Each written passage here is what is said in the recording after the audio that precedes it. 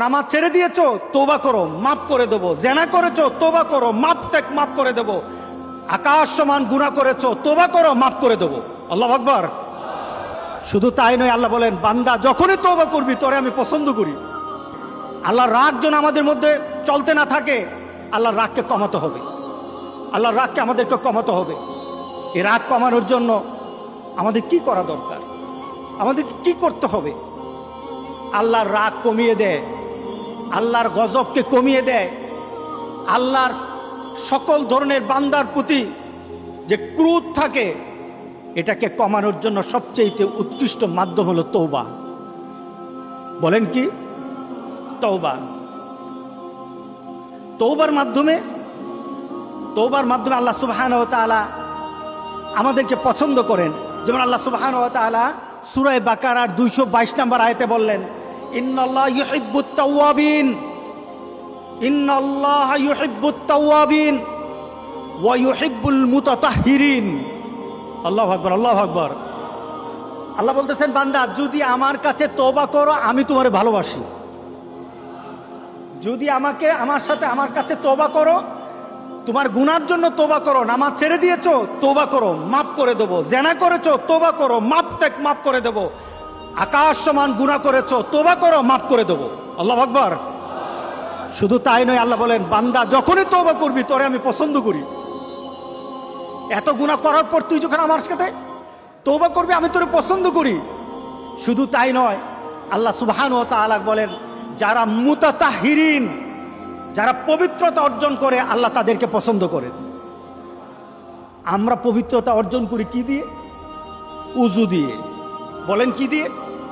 উযু দিয়ে। আমরা পবিত্রতা অর্জন করি তওবার মাধ্যমে। প্রথম এটা হলো আত্মার পরিশুদ্ধতা। আপনার দেহকে পরিশুদ্ধ করতে হবে, আত্মাকে পরিশুদ্ধ করতে হবে। আপনার আত্মাকে পবিত্র বানাবেন। আত্মাকে পবিত্র বানাতে হলে তওবা লাগবে। এটা পানি দিয়ে হবে না, মাটি দিয়ে হবে না। আপনার আত্মাকে যদি পবিত্র করতে চান তাহলে তওবা লাগবে। কি লাগবে? তওবা। এবার আত্মার পবিত্রতা হলো তওবা দিয়ে। এবার দেহ পবিত্র করবেন। আমার মাবুদ আমাদের প্রতি রাগ করে আছে, আমাদের মাবুদ আমাদের প্রতি রাগ করে আছে। আমাদের মাবুদকে আমাদেরকে সন্তুষ্ট করতে হবে, সন্তুষ্ট করতে হবে। আমরা আমাদের মাবুদকে রাজি করতে হবে। আমরা তওবার মাধ্যমে আল্লাহকে রাজি করতে আর চেষ্টা হব। গোটা পৃথিবীর মুসলমান আর সময় নাই। সুতরাং আমরা আল্লাহর কাছে প্রাণ বলে আজকে কাঁদি। যারা নামাজ পড়ো না, তুমি টের পাও না, মসজিদের দরজা তোমার জন্য বন্ধ হয়ে যাবে।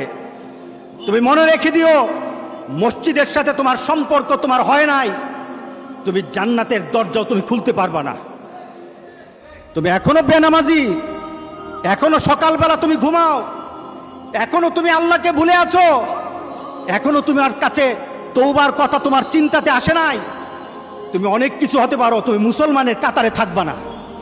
তুমি অনেক কিছু হতে পারো, তুমি ইসলামের কাতারে থাকবা না। সুতরাং আমার রাসূলের কথা হলো, তওবা তো তখন পর্যন্ত। আমার আল্লাহ বলেছেন, লাইসাতিত তাওবাতু লিল্লাযিনা ইয়ামালুনাস সাইয়্যাত। একটা মানুষ পাপ করার পর সে তওবাটাকে লেন্দি করে, তওবাটাকে সে দূরে সরিয়ে দেয়, মনে করে এখন না আরো পরে তওবা করব, খালি পরে করতে থাকে। তার জন্য তওবা নাই। হাত্তা ইদা হাদরা আহাদাহুমুল মাউত, যখন মৃত্যুর দুয়ারে চলে যায়, যখন সে ইনসেপ্টিকেরিয়াতে চলে যায়, যখন সে বিভিন্ন ধরনের আইসিইউতে যায়, তখন বললে, ইন্নী তুবতুল আন, এখন তওবা করতেছি। আল্লাহ বলেন, এটা আমার কাছে তওবা না। যারা এইভাবে তওবা করে তাদের তওবা, আল্লাহ বলেন, লাইসাতিত তাওবা, এটা তওবা নয়, এই তওবা আমি কবুল করি না। রাসূল সাল্লাল্লাহু আলাইহি সাল্লাম বলেছেন, মা লাম ইয়াতাগারগির, যখন গড়গড় আরম্ভ হয়ে যাবে তখন আর তওবা কারো কবুল করা হবে না। গোটা পৃথিবীর মধ্যে কিন্তু গড়গড়ার পর্যায়ে চলে আসছে। এখনই আমাদেরকে ফিরে আসতে হবে। আমরা যদি মুমিন হই, রাসূল সাল্লাল্লাহু আলাইহি সাল্লাম আমাদেরকে বলেছেন আমাদের জীবনটা, মুমিনের জীবনটা হবে আশ্চর্যজনক, আর কাফেরের জীবনটা হবে ভীতিকর।